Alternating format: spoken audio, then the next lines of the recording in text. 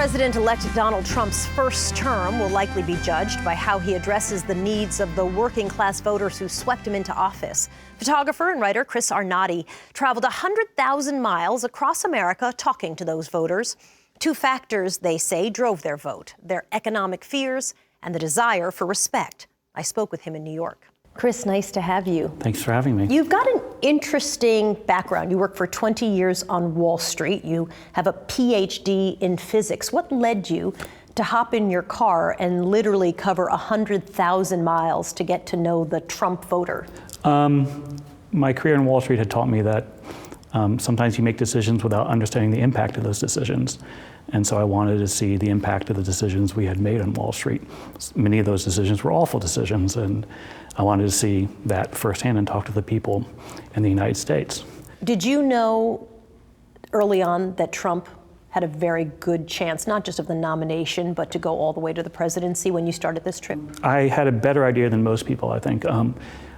I was going to communities primarily impacted by drugs, because that's what I was specializing in, looking at the impact of addiction. And where I saw drugs entering, I also saw Trump supporters. Very early on, I heard people saying, you know, this guy is resonating with me, even though when I was hearing on the TV that it wasn't resonating with the media.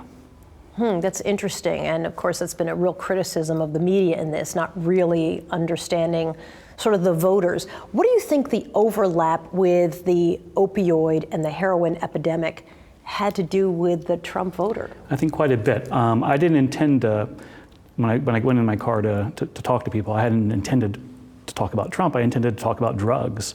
And I always said then, the communities I went to where I saw drugs entering, I saw hope leaving. But I also saw Trump entering. And I think the frustration and the pain that was leading people into drugs was also leading people into searching for another solution politically. You spoke, as you did these travels across the country, to people of color as well. That's correct. Was there a difference between how white people who were Trump supporters and people of color in these same communities looked at Donald Trump? Definitely. There were very, very, very few supporters of Trump amongst the African-American community, even though within that community there was an equal amount of pain and frustration, economic. But within the black community, you had a very strong historical connection to the Democratic Party. And also, I think they saw in Trump some rightfully saw some very ugly language and some ugly intentions on his part that, you know, that turned them off of Trump. I mean, you know, he plays with racist fire. There are people who talk about the economic anxiety voter, and I've always felt that doesn't quite capture it. And then there are people who say, well, actually, the average Trump voter is someone who's making $70,000+ a year, so not exactly deep in anxiety, not necessarily making tons of money. Then there are others who say, well, the Trump voter is racist.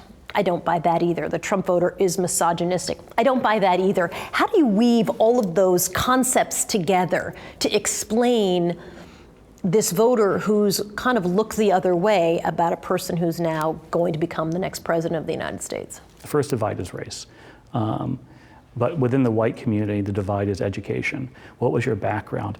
And where those communities were, where people were primarily communities and counties where there were not strong educational backgrounds, the whole community was supporting Trump, not just the people working the jobs. And so everybody within that community felt humiliated, is the word I say. You know, the sense of like, you know, what about me? Why are we being left behind?